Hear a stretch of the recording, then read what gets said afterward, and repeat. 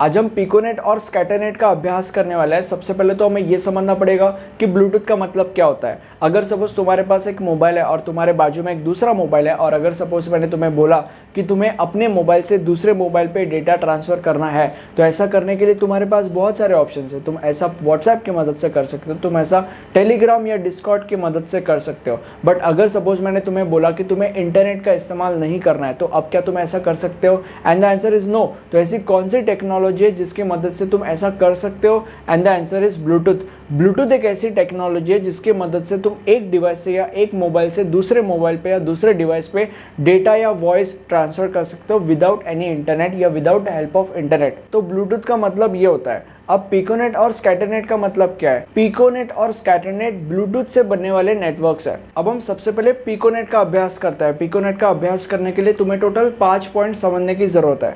सबसे पहला पॉइंट ये कहता है कि पिकोनेट के अंदर मास्टर नोड स्लेव नोड्स के साथ कनेक्टेड होता है। दूसरा पॉइंट ये कहता है कि पिकोनेट के अंदर हमेशा सिर्फ और सिर्फ एक ही मास्टर नोड होता है। तीसरा पॉइंट ये कहता है कि पिकोनेट के अंदर हमेशा सिर्फ और सिर्फ एक मास्टर नोड तो होता ही है, बट पिकोनेट के अंदर हमेशा मैक्स टू मैक्स सिर्फ और सिर्फ 7 स्लेव नोड्स हो सकते हैं जिनसे वो मास्टर नोड कनेक्टेड है। ठीक है। फोर्थ पॉइंट ये कहता है कि पिकोनेट के अंदर 2 स्लेव नोड्स एक दूसरे के साथ डायरेक्ट कम्युनिकेशन नहीं कर सकते, या 2 स्लेव नोड्स एक दूसरे के साथ डायरेक्ट डेटा ट्रांसफर नहीं कर सकते। और फिफ्थ पॉइंट ये कहता है कि जैसे फोर्थ पॉइंट में हमने कहा कि 2 स्लेव नोड्स एक दूसरे के साथ डायरेक्ट डेटा ट्रांसफर या डायरेक्ट कम्युनिकेशन नहीं कर सकते, तो फिर भी अगर उन्हें ऐसा करना है तो वो क्या कर सकते हैं? तो वो ऐसा कर सकते हैं, बट इनडायरेक्टली। डायरेक्ट नहीं, इनडायरेक्टली। कैसे? मास्टर नोड के थ्रू। मतलब अगर सपोज मैंने इन 2 स्लेव नोड्स को कंसिडर किया इस पिकोनेट के अंदर, तो ये 2 slave nodes according two point 4 direct communication नहीं कर सकते एक दूसरे के साथ, या एक दूसरे को डायरेक्ट डेटा ट्रांसफर नहीं कर सकते। बट अकॉर्डिंग टू पॉइंट 5 अगर फिर भी उन्हें ऐसा करना है तो वो क्या कर सकते हैं? तो वो ऐसा कर सकते हैं, बट इनडायरेक्टली। कैसे? इस मास्टर नोड के थ्रू। ठीक है। और फिफ्थ पॉइंट ये भी कहता है कि एक पिकोनेट के अंदर मास्टर नोड और स्लेव नोड, इन दोनों के बीच में डायरेक्ट कम्युनिकेशन पॉसिबल है, और इन दोनों के बीच में डायरेक्ट डेटा ट्रांसफर भी पॉसिबल है। ठीक है।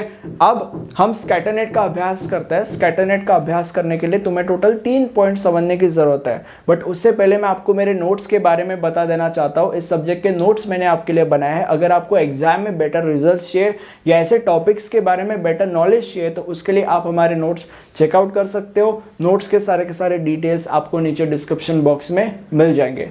अब स्कैटरनेट का जो सबसे पहला पॉइंट है वो ये कहता है कि scatternet is a collection of multiple piconets. मतलब जब 2 या 2 से ज़्यादा पिकोनेट्स साथ में होते हैं तो उसको हम स्कैटरनेट कहते हैं।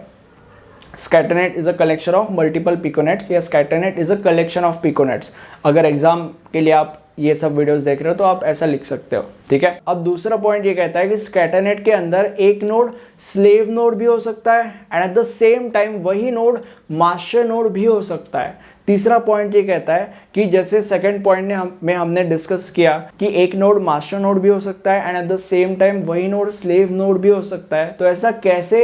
ऐसे कि अगर सपोज लेट्स से ये स्कैटरनेट है, तो इस स्कैटरनेट के अंदर अगर हमने इस पिकोनेट को कंसिडर किया तो ये हमारा मास्टर नोड है इस पिकोनेट का, तो बाकी सब स्लेव नोड्स हो गए, राइट? तो ये जो नोड है वो भी स्लेव नोड होगा। तो अगर इस पिकोनेट को कंसिडर किया तो इस पिकोनेट के हिसाब से ये एक स्लेव नोड हो गया। ओके। और अगर इस पिकोनेट को कंसिडर किया तो इस पिकोनेट के अंदर अगर ये 2 स्लेव नोड्स है तो ये मास्टर नोड हो गया, राइट? तो इस पिकोनेट के हिसाब से ये मास्टर नोड हो गया। तो इसका मतलब एट द सेम टाइम ये एक मास्टर नोड भी है और एक स्लेव नोड भी है। तो मतलब पॉइंट नंबर 2 जो हमारा था वो प्रूव हो चुका है। और वो कैसे? वो पॉइंट नंबर 3 ने प्रूव किया। अब मुझे कमेंट सेक्शन में बताओ कि वीडियो कैसा लगा। इस वीडियो को एक छोटा सा लाइक दे दोगे तो मुझे दिल से काफ़ी खुशी होगी। और ये हमारा प्लेलिस्ट है, इस प्लेलिस्ट में आपको इस सब्जेक्ट के सारे वीडियोस मिल जाएंगे। Thank you for watching this video. Have a nice day. Bye bye.